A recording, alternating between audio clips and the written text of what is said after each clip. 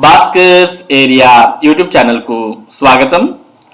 ఆంధ్రప్రదేశ్ రాష్ట్రంలో mega DSC notification విడుదల అవుతుంది అని అనుకున్నప్పటికీ వివిధ కారణాల వల్ల మెగా డిఎస్సి నోటిఫికేషన్ విడుదల ఆంధ్రప్రదేశ్ రాష్ట్రంలో ఆలస్యం అయింది. అందులో ముఖ్యమైనటువంటి కారణం ఎస్సీ వర్గీకరణ.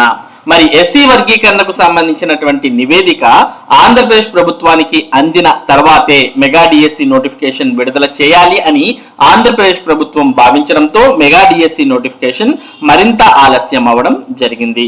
మొత్తానికి మెగా డిఎస్సి నోటిఫికేషన్ విడుదల చేయడానికి సంబంధించినటువంటి ఎస్సీ నివేదిక అనేది ఫిబ్రవరి మొదటి వారంలో ప్రభుత్వం చేతికి వచ్చే అవకాశం ఉంది. మరి ఫిబ్రవరి మొదటి వారంలో ఒకవేళ ఈ ఎస్సీ నివేదిక అనేది ప్రభుత్వం చేతికి వస్తే మరి ఫిబ్రవరి నెలాఖరు కల్లా మెగా డిఎస్సి నోటిఫికేషన్ ను విడుదల చేసిన 45 రోజుల్లో మొత్తం పరీక్షలకు సంబంధించినటువంటి ప్రక్రియనంతా కూడా పూర్తి చేసి రాబోయే విద్యా సంవత్సరం జూన్ 12వ తేదీ కల్లా కొత్త ఉపాధ్యాయులు కొత్త పాఠశాలల్లో చేరే విధంగా ఆంధ్రప్రదేశ్ ప్రభుత్వం కార్యాచరణ అయితే రూపొందించింది. మరి మెగా డిఎస్సి విడుదలకు కారణమైనటువంటి ఆలస్యంకు కారణమైనటువంటి ఎస్సీ నివేదికకు సంబంధించి మనం ఈ రోజు దినపత్రికల్లో సమాచారాన్ని చూడవచ్చు. ఎస్సీ ఉప వర్గీకరణపై రాజీవ్ రంజన్ కమిటీ సుప్రీంకోర్టు ఆదేశాలను అనుసరించి ఆంధ్రప్రదేశ్ రాష్ట్రంలోని షెడ్యూల్డ్ కులాలలోని ఉప వర్గీకరణపై విచారణ చేసేందుకు గాను ఏపీ ప్రభుత్వం విశ్రాంత ఐఏఎస్ అధికారి రాజీవ్ రంజన్ మిశ్రా నేతృత్వంలో ఏకసభ్య కమిషన్ ను నియమించింది. ఈ కమిషన్ ఈ నెల 16వ తేదీ నుంచి 19వ తేదీ వరకు జిల్లాల్లో సమావేశాలు నిర్వహించనున్నట్లు కమిషన్ కార్యాలయం శుక్రవారం ఒక ప్రకటనలో పేర్కొంది. ఉమ్మడి శ్రీకాకుళం, శ్రీ విజయనగరం, విశాఖపట్నం, కాకినాడ జిల్లాల్లో కమిషన్ పర్యటిస్తుంది.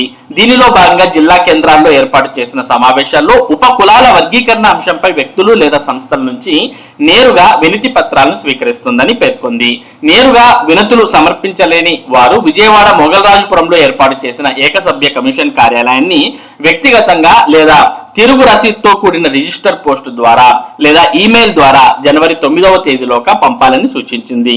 కాబట్టి అభ్యర్థుల నుంచి వినతి పత్రాలను ఇక్కడ అంటే స్వీకరిస్తున్న విషయాన్ని మనం చూస్తూ ఉన్నాం. జనవరి 9వ తేదీ వరకు దీనికి సమయం ఇవ్వడం జరిగింది.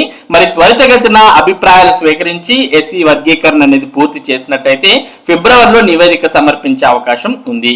మరి ఈ నివేదిక ఎంత త్వరగా సమర్పిస్తే అంత త్వరగా మెగా డిఎస్సి నోటిఫికేషన్ విడుదలవ్వడానికి అవకాశం ఉంటుంది.